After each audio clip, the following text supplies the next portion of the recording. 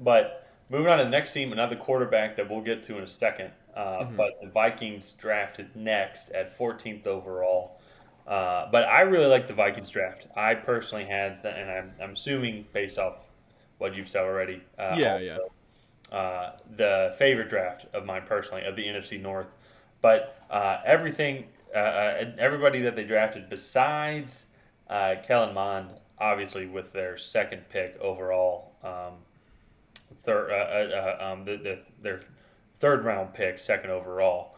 I could see their first 4 or 5 guys coming in and being starters on day one as well. Hmm. Trading back, getting more picks, and still getting Christian Darrisaw, your potential franchise left tackle. Absolutely amazing pick. Like that to me already puts them at minimum B minus with their draft class. But then I Yeah. thought they had great value on their next couple picks. Kellen Mond, you were very high on Kellen Mond coming in. I think he does have a lot of talent. He's very experienced, a lot all four Hmm. years at Texas A&M, and has grown And every. every year he got better. Yeah. Chad Stewart from North Carolina, great linebacker. I think great value. Wyatt Davis at Ohio State. Some people were projecting him in the early second round and then getting him all the way down in the late third round. And then Hmm. finishing off with Patrick Jones, defensive end. I think an underrated edge rusher out of Pittsburgh. Another guy that had second round buzz on a lot of people's Yeah. boards. Yeah. So, I So, for me I mean they're an A, like yeah. A to A plus. Because they have 5 picks that I Yeah. think could start for them. Oh, those first 5 picks, I could easily see. Wyatt Davis. Well, so Kellen Mond won't start. He could start, but he won't start. Wyatt Davis is the only one he might need to develop a little bit. All these other guys will still need to develop, but they could come in potentially on day one. So, I'm gonna make a bold prediction right now. Go ahead. Kellen Mond is the starting quarterback for the Vikings the last 5 weeks of the season. Interesting. Okay. You, Uh, you think they're done with Kirk Cousins? I don't think you draft a guy in round 3, especially a guy with that had some buzz to go late first round, early second round, like Kellen Mond, if you don't think he can eventually be your starter. And I Yeah, think at that point the Vikings will be out of contention. I think so as well. And Yeah. so I think they'll bail on Kirk Cousins. He only I don't did he ever get them to the playoffs? Uh yeah, he did. Yeah, they the Saints game, right? No, that was Case Keenum. The the Minneapolis Miracle. Well, no, but then the next year was that not the Vikings as well? No, that was the Rams. That was the Rams Yeah, yeah. with the blown pass interference call. Yeah, yeah. Um, And I So, will say, so I'm looking at Kirk Cousins' contract right now, and he's only got 2 more years left this year mhm. and next year, and he's going to be 34 at the end of the year. And I'm trying to see what's so he does have 45 million of dead cap if they cut him after this year. So, oh, because he did sign the 100% Yeah, 4 years, guaranteed like contract. 85 million. No, no, oh, no, more than that. It was like a. Oh no. Well, he did that, but then he signed. Then I think he added on 2 years of guaranteed money as well. I think at like 70 million or something like that.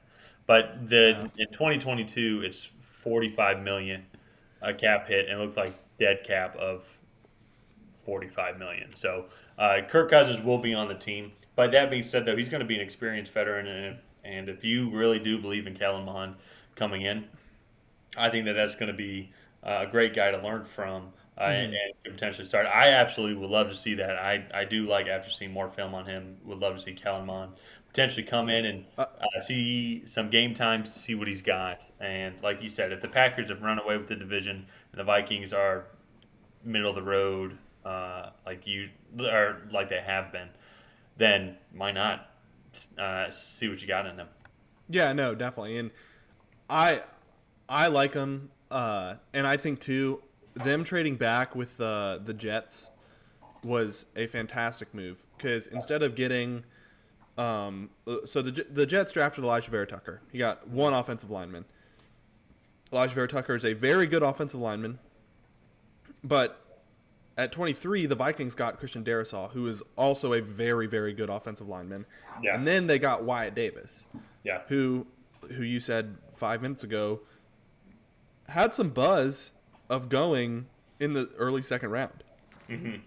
Yeah. So, I mean, that's a revamped offensive line. You have a young quarterback. You have a good running back in Dalvin Cook. You have a young wide receiver core now. Mm-hmm. They just drafted a guy from Iowa, Amir Smith Marset, Yeah. Justin Jefferson, Adam Thielen. So, Irv Smith Jr. at tight end. I really think that this is a young Vikings team that could be set up to be very good in the future, like the other two teams that we've already talked about. And I think Yeah. the NFC North in 2 years is one of the most interesting teams or one of the most interesting divisions in the NFL. The NFC North really gives me an AFC East type vibe. The Packers have dominated that division now, Mm-hmm. but for what feels like forever. Same way the Patriots dominated the AFC East, and Mm-hmm. now that Tom Brady's gone, and then once Aaron Rodgers leaves, it seems like then all of a sudden you have all these teams coming up with their young quarterbacks. Justin Fields could be the next Josh Allen. Kellen Mond could be a Tua, so to say. The Detroit Lions will always be like the New York Jets, just suck absolutely all the time. And so I thought that was funny. But anyways, it absolutely is where the NFC North could be very interesting. And with drafts like these, where they're so far all these teams, I'm giving them in A plus personally. Yeah. Up to this point, after everything that I've seen and the people that they did draft and the quality of the draft that they got Mm-hmm. with each pick, I absolutely think that they blew this draft with the water, and I'm very interested to see how this team will develop after this draft. Yeah, no, definitely. Like I said, I gave them an A. You could convince me that they get an A plus. I Mm-hmm. mean, talk about best, just picking the best player available. I mean, they did that. I think almost through the whole draft. Yeah. So You can make an argument that maybe Kellen Mond wasn't the best player available, but if you're looking at then at that's like based off team need, though, yeah, I really like that pick. I mean, yeah. if we're talking about overall impact players that could come in on day one, they probably could have He, taken someone else.